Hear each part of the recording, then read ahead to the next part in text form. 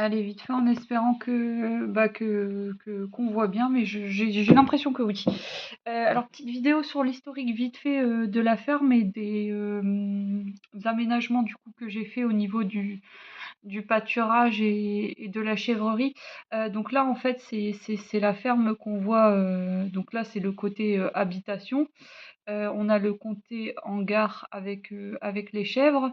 Là, il y a un petit garage où j'ai ma voiture, ma remorque à foin et du matériel, notamment la tondeuse autoportée. Et du coup, la propriété, elle fait en fait tout le tour là où il y a les arbres et de l'herbe. Le reste, c'est que de la culture, c'est pas chez moi.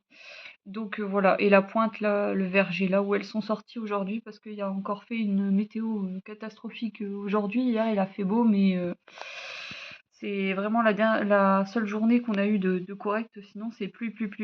J'ai réussi à arrêter les diarrhées chez les chèvres. Forcément, elles ont baissé en lait. Elles ont réussi à récupérer un petit peu de lait vu que j'ai arrêté les diarrhées et en baissant la pâture du coup à 3 heures. Et bah, du coup, enfin 3-4 heures. Et 3-4 heures, c'est pas assez. Donc forcément, bah, j'ai quand même un déficit de lait par rapport à il y a un mois. Donc j'ai un tout petit peu augmenté les granules là, le temps qu'il fasse de nouveau beau et que j'en réaugmente la pâture. Mais du coup, il va falloir bah, attendre un petit peu bah, que ça digère un petit peu tout ça et que je vois s'il y a une amélioration ou pas, sachant que c'est assez long quand la ration elle est changée et qu'on passe d'un système herbagé à de nouveau du foin, on perd toujours forcément un peu de lait et c'est assez long à revenir. Donc on verra, je vous dirai. Ouais, donc là aujourd'hui elles ont été du coup à la pointe, là, cette pointe-là, là, donc elles ont fait un bon 3 heures et je leur ai ouvert là. Donc là, là-dedans, elles vont faire à peu près 1 heure. Là, c'est notre jardin privé où il n'y a pas du tout l'accès aux chèvres, il y a juste de la taille partielle qu'on leur distribue. Et là, c'est le couloir d'entrée et de sortie de la ferme. Et ça, en fait, on les met dessus, mais qu'en fin de saison. Donc, s'il y a de la taille à faire avant, on leur distribue à loge. Et s'il y a de la taille à faire en fin de saison, on les met. En fait, je mets un filet là, du garage jusqu'au au premier portail de la première parcelle et elles pâturent sur tout ça. Donc ça, je vous ferai voir, hein, c'est plutôt en arrière-saison, donc je vous ferai voir un peu comment j'aménage ça. Alors du coup, on a là vraiment la toute première parcelle là qui est juste là, donc c'est le premier parcours, on va dire, et ça coupe comme ça. Donc là, c'est le côté où j'avais fortement broyé là la dernière fois, donc il y a à peu près un bon 10 jours à 2 semaines.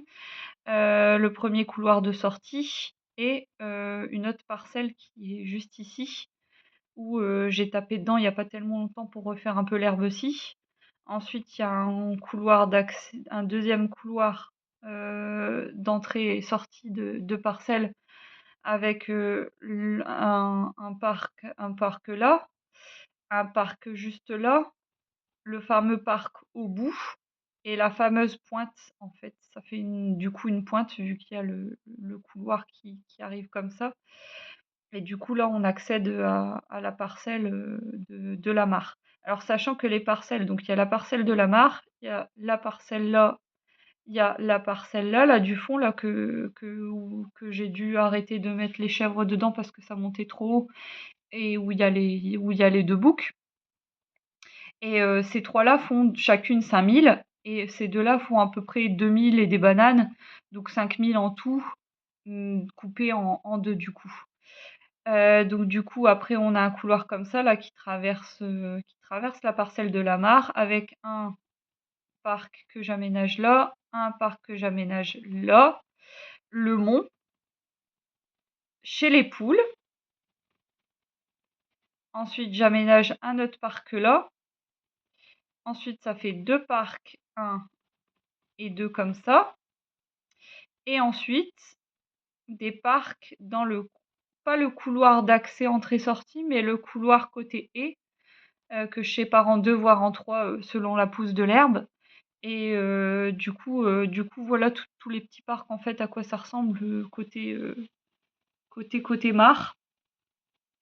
Ensuite on rentre du coup dans la parcelle la dernière parcelle du coup utilisée par les chèvres. Et alors là, c'est un peu difficile à expliquer en fait. Enfin, difficile à expliquer. En fait, je positionne un filet comme ça là pour couper le parc en deux.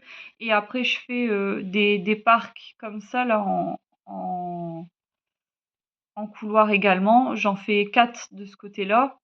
4 de ce côté-là, ça fait 8. Et le couloir, pas de passage entrée-sortie, mais le couloir côté et, je le sépare en 2 voire en 3 également, comme celui-là. Donc voilà, et ça en fait, j'ai assez, pour le pâturage de mes chèvres, donc en tout, ça fait un bon hectare 5 de pâture. Sachant que du coup, bah, c'est une année qui est, quand même favorable à la pousse et que je suis dans le nord. Donc, du coup, si chez vous, vous êtes dans des régions qui sont plus chaudes, vous allez avoir besoin de plus de pâture parce que vous allez avoir moins de repousse d'herbe. Voilà, donc là, cette année, là, ça y est, là, enfin, mon mari, là, il a broyé, on a vraiment la moitié de cette parcelle-là qui est broyée et il reste de la matière là. Alors du coup, cette matière-là, ce qu'on en fait pour l'instant, c'est qu'on attend de voir si la météo vient au beau ou pas et s'il y a du très sec, sachant que s'il y a du très sec, bah, je ferai pâturer dessus pour me faire une réserve, une sécurité un petit peu. Et puis si je vois que la météo est pas favorable, là, parce que là, elles sont sur cette partie-là, là, enfin, aujourd'hui, elles ont été à la pointe, mais demain, elles entament cette partie-là, là, ce côté-là. Donc il reste 3 parcelles, donc ça fait trois jours si elles me le mangent bien. Et après, elles vont là-dedans. Donc si les prévisions sont bonnes, elles iront dans l'autre partie avant qu'on broie.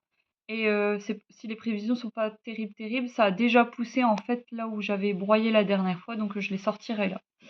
Voilà, en gros, c'est ça. Donc voilà, alors le hangar il fait 450 mètres carrés. Avant, il faut savoir que quand on est arrivé ici dessus, moi j'avais passé mon BPREA parce qu'il faut que vous, pour être propriétaire de terre et pour pouvoir exploiter et faire bah, de l'agriculture, il faut avoir un diplôme. Donc en l'occurrence, le BPREA, c'est un diplôme de niveau 5. Et en fait, il demande d'avoir ce diplôme-là pour être propriétaire et pour pouvoir exploiter les terres. Du coup, c'est ce que j'ai fait. J'ai obtenu mon diplôme et en fait, pendant ce temps-là, on recherchait la maison, même un petit peu avant, parce qu'on savait que même si j'allais pas m'installer, on voulait s'installer sur des petites habitations avec du grand terrain. Alors, je dis petite, cette maison-là, elle fait, je crois qu'elle doit faire 150 ou 170 mètres carrés, sachant que 150, c'est là où il y a les tuiles, là. Et là, il y a une véranda là, en verre. En tout, ouais, il doit avoir 150, 170 mètres carrés. Ça, en fait, c'est la dépendance où, quand on est arrivé, il y avait ma mère et mes 3 sœurs. Mes sœurs sont parties avec leurs copains. Et nous, en fait, on a juste cette toute petite partie-là, là où la dépendance où il y a les poules et d'autres dépendances qu'on utilise moins, plus pour du stock outillage ou des trucs comme ça. Et en fait, nous, notre habitation, c'est 70 mètres carrés. Donc 35 mètres carrés en haut, 35 mètres carrés en bas. Et ça nous suffit largement à deux, c'est largement assez grand. Et moi, j'aime bien les petites maisons, mais les grands terrains, quoi. Donc, moi, l'idéal, je cherchais une maison à peu près de 60 mètres carrés, grand maximum. Et avec du terrain, c'était plutôt 1,5 hectare. Voilà. Et donc on a cherché pendant un bon 2 ans, on a visité pas mal, d'exploitations. On en a visité en gros à peu près entre 10 et 15, je dirais. Et en fait, si vous voulez, c'était souvent des fermes en fait, où, il y avait un arrêt déjà d'activité dessus. Et c'était beaucoup, beaucoup de bâtiments parce que c'était des anciennes porcheries. Et du coup, c'était beaucoup du 1 hectare, 1,5 hectare en surface totale, mais sur ces 1,5 hectare, vous avez facilement 5 000 m² de bâtiments, en fait, avec des gros silos, enfin, franchement, c'était un truc de fou, quoi. C'était rare de trouver, des petites dépendances, des petites maisons avec, grand terrain. C'était souvent des grandes dépendances, des grandes maisons. Et en fait, le terrain était envahi bah, de bâtiments et il y avait plus. En fait, il fallait tout détruire pour si on voulait de nouveau avoir de la prairie ou de la culture, quoi. Donc, du coup, tout ça, ça coûte cher. Donc, on a à chaque fois abandonné, donné l'idée de s'installer sur ces fermes-là parce que il y avait trop de terrain. Merde, j'ai plus de batterie. Alors attention, je vais brancher. J'ai pas fait gaffe. Hop, excusez-moi. Voilà. Alors quand on a cherché la ferme, donc je vous ai dit, ça fait 2 ans qu'on cherchait. Donc au bout de ces 2 années-là, en fait, on avait dans l'idée de simplement lâcher l'affaire, hein, parce qu'en plus, moi, mon mari, il travaille à Lille et on voulait être pas très loin de Lille pour qu'il puisse faire les allers-retours de son travail à la maison. Et du coup, on s'était carrément dit pourquoi pas de déménager, sachant que lui, il travaille dans une boîte où il y a plusieurs. Donc il y a une boîte à Lille, il y a une boîte à Paris, il y a une boîte à Toulouse et il y a une boîte à. Enfin, c'est près de Marseille. Ah, je sais plus c'est quoi le nom. Je sais plus c'est quoi le nom, mais près de Marseille en gros. Donc on s'était posé la question de déménager, sachant que les endroits où était son travail étaient quand même assez chers. Donc du coup, si vous voulez, à la fin du BPREA, on avait trouvé une annonce sur Terre de Liens. Et il y avait cette annonce-là qui expliquait comme quoi il y avait 2 habitations, un hangar de 450 mètres carrés et du coup, quasiment, 28 000 mètres carrés, donc quasiment 3 hectares de pâture et que c'était attenant à la ferme et que c'était en vente et potentiellement en pleine propriété tout le lot, quoi. Parce que ça arrive très souvent aussi que vous avez habitation en gare et en fait, vous avez par exemple, admettons, ces parcelles-là en fait qui sont notées dans la vente. Et en fait, on s'aperçoit que ils sont déjà en location ou que c'est un autre propriétaire. Donc en fait, les gens vous disent que c'est également compris dans le lot et en fait, on s'aperçoit que non, parce que même s'il y a le numéro de vos parcelles noté sur l'achat de vente, comme elles sont en location ou qu'elles appartiennent à un autre, du coup, en fait, vous pouvez rien faire dessus en fait tant que vous êtes pas tant que vous pouvez pas être en pleine possession de vos terres, en fait, vous pouvez rien faire dessus et des fois, c'est même carrément des étrangers, en fait, qui sont propriétaires de ces terres, donc soit des Belges, soit, des, comment on appelle ça? Enfin, qui habitent aux États-Unis, quoi.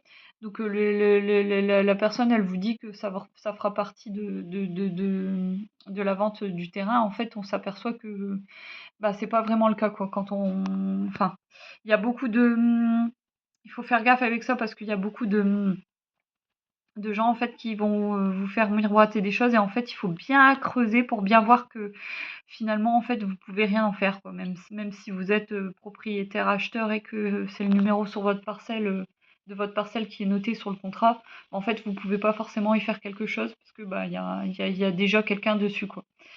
Donc voilà. Alors ensuite qu'est-ce que j'allais dire?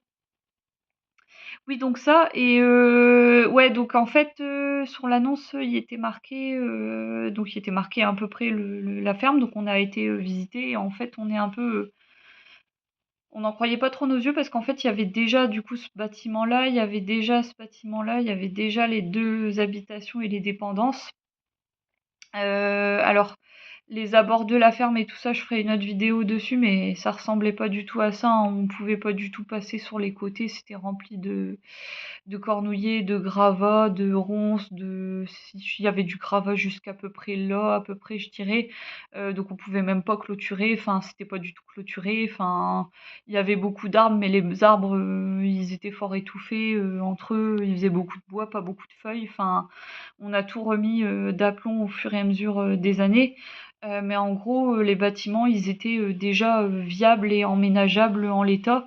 Et ils étaient très, très bien entretenus, très propres et pas neufs, mais en tout cas, ça nécessitait pas spécialement de travaux. Il y avait juste la toiture de la ferme principale et de la ferme sur le côté, là, avec les dépendances.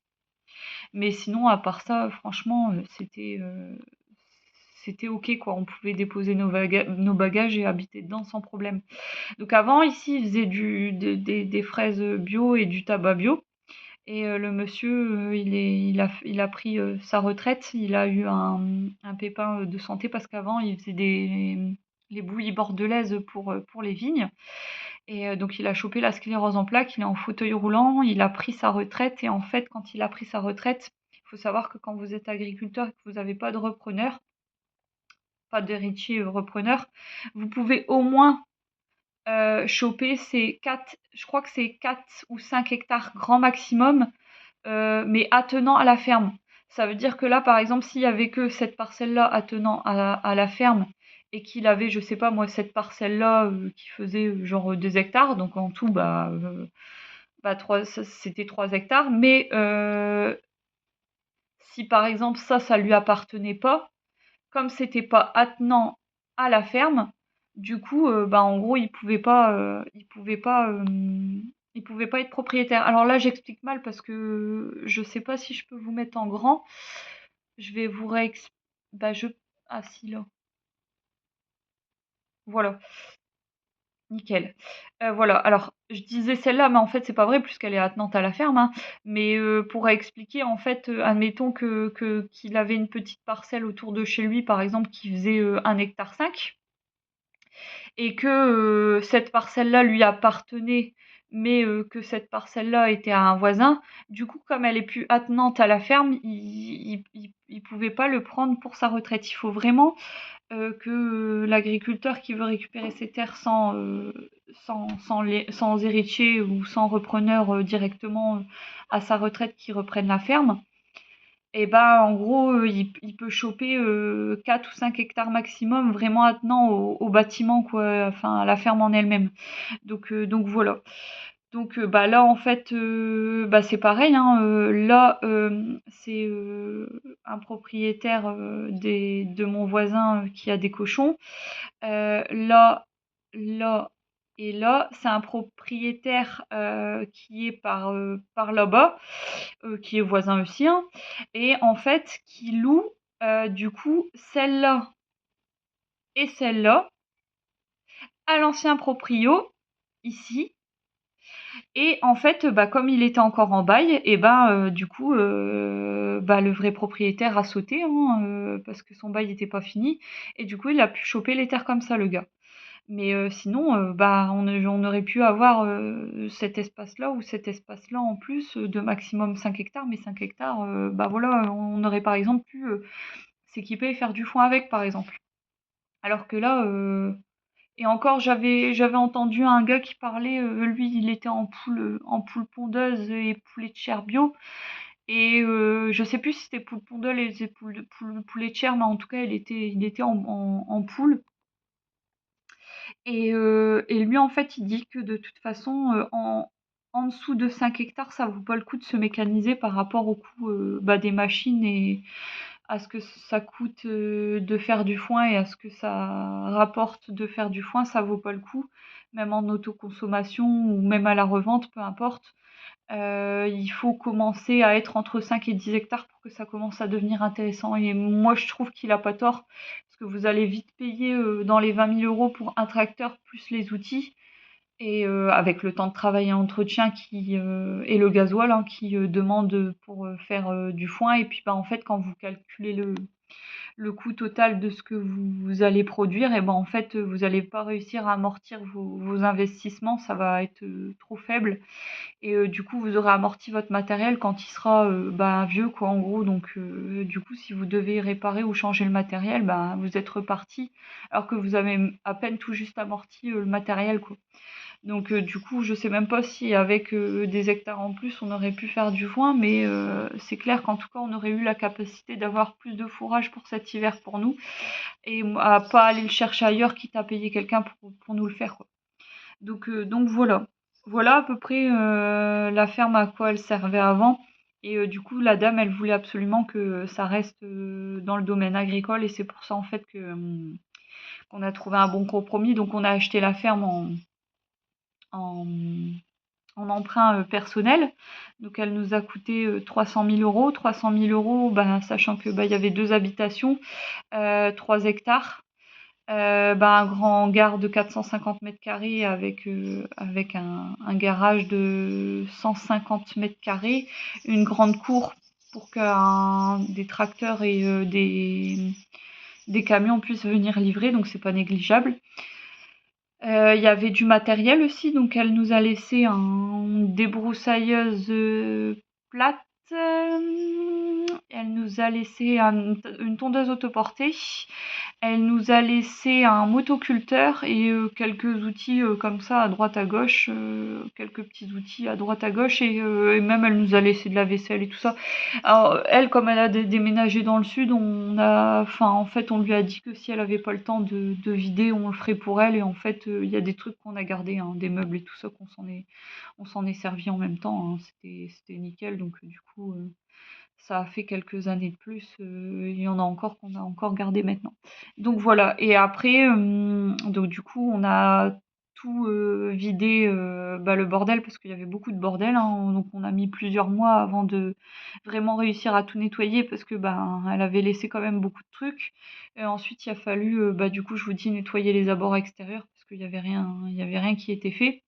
Donc là, on a vidé les gravats, on a eu nos premières poules et les 9 mémères, les 9 petites et les 2 mémères qui sont arrivées. Donc au début, comme c'était pas clôturé, je faisais uniquement au filet amovible électrique, sans chien.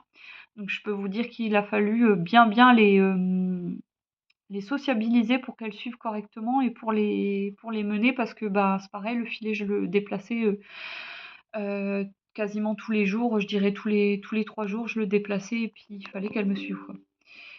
Qu'est-ce qu'il y a? Mais non, mais j'ai branché moi. Pourquoi j'ai toujours des problèmes? Qu'est-ce qui se passe? Je comprends pas. Mais non, attendez, en fait j'ai un problème avec le... Ça y est. J'ai un problème avec mon fil de connexion là qui bug et c'est pareil avec mon portable. Donc je sais pas ce que je fous avec mes connectiques, avec mes connecteurs de secteur, mais purée, je les bousille tous. Bref, donc voilà, je sais plus ce que je disais. Ouais, donc les nénettes sont arrivées et je déplaçais tous les 3 jours le filet, donc il a fallu qu'elles me suivent bien.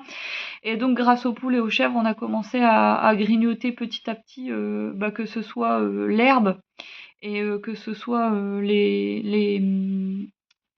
tous les déchets là qu'ils ont laissés sur place parce qu'en fait ça ils l'ont totalement refait. En fait tout ce qu'ils ont refait ils ont laissé en gros sur place plutôt que de vider et ça on l'a fait bien plus tard. Donc du coup au fur et à mesure que les poules grattaient et nous aussi du coup, et on vidait et puis seulement après on a pu commencer à bien tailler pour dégager les abords de la ferme parce que tout ça c'était pas du tout accessible, tout ça.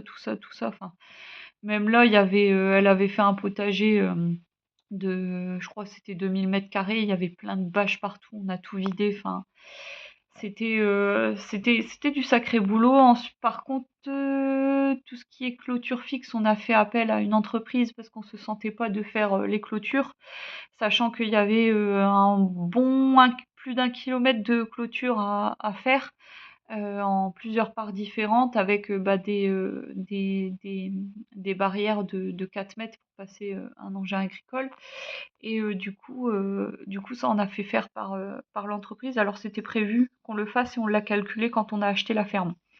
Donc, ça nous a coûté bien 15 000 euros, en fait, la clôture totale, sachant que c'est des piquets de 10 en bois, en chêne. Des gros portillons de 4 mètres, comme je vous ai dit, des portillons hommes de 1,50 m un petit peu partout, pour nous passer un peu partout, et du filet Ursus en rigide. Donc du coup, pour le gros gibier. Donc du coup, ça c'est pas négligeable de le préciser parce que ça fait monter la facture, hein. On a fait faire 2 devis différents. Je sais plus de combien elle était l'écart, mais franchement, enfin, ça joue quand même dessus, hein. Donc voilà, et donc du coup, ils ont fait ça je crois bien qu'ils ont fait ça en un bon 10 jours, il me semble. Donc ça, c'est pareil, je pense qu'on aurait mis, je sais pas combien de temps à le faire parce que, en même temps, on faisait tout ça, il y a eu un petit peu de travaux, on a refait, la toiture de la dépendance à poules nous-mêmes.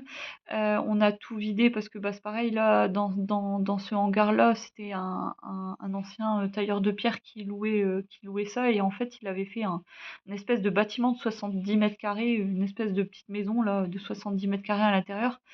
Donc moi, j'ai tout vidé, j'ai tout démonté un à un pour récupérer tout ce qui était, bah, intéressant à récupérer, hein, les ferrures et tout ça. Il y avait pas mal de trucs qui étaient intéressants quand même à prendre, les poutres, le bois et tout ça, les équerres et tout ce qui s'ensuit. Et après, bah, ce qu'on se servait pas, on a vidé. Il y avait des tôles aussi qu'on a récupérées pour moi faire des petites cahutes pour les chèvres là, à l'extérieur, là, pour mettre le foin, des bacs à foin. Donc voilà, donc ça nous a pris, un bon bout de temps quand même et puis, du coup, bah, à commencer à faire aussi, le travaux des 1 parcs là et puis, bah, comme ça les chèvres sont passées du coup des dépendances à côté à, du coup le hangar quoi et donc ça a été fait en même temps que du coup le professionnel qui a fait les clôtures. Voilà, donc une fois qu'elles étaient là-dedans, les clôtures étaient prêtes, les parcs étaient prêts et seulement on a démarré du coup la construction de la Geco avec mon père et tout ça, ça a été financé du coup par mon emprunt. Alors il y a une partie en emprunt bancaire et il y a une partie en emprunt familial parce que mon mari a hérité de sa mère. Donc du coup, j'ai fait 21 000 € d'emprunt à la banque et à peu près 20 000 € à mon mari en prêt familial. Donc voilà, donc ça fait un bon 40 000 € d'emprunt, sachant que j'avais apporté un peu moi des sous et Eric des sous pour avoir un peu de trésorerie, donc c'était à peu près 5 000 € je crois. Et actuellement, j'ai remboursé Eric en totalité et j'ai plus que à peu près 13 000 € à la banque. Voilà, et on est sur la 5e année. Et avec la trésorerie que je garde et le salaire que je ne me tire pas du tout, je pense que cette année, je vais pouvoir rembourser mon emprunt quasiment totalement. Je crois qu'il va peut-être me rester à tout casser peut-être 2 000 € quoi. Voilà en gros. Donc je crois que les bâtiments ils datent de 2010 ceux-là. Et la ferme, elle est beaucoup, beaucoup plus vieille, hein. Il y avait un ancien four à pain là aussi, je crois que le monsieur nous a dit qu'elle datait de il y a je sais plus, franchement, je vais pas dire de bêtises, mais elle est assez vieille. Donc voilà, si vous avez des questions, n'hésitez pas et puis en gros, voilà à quoi ça ressemble, la ferme. Allez, à plus!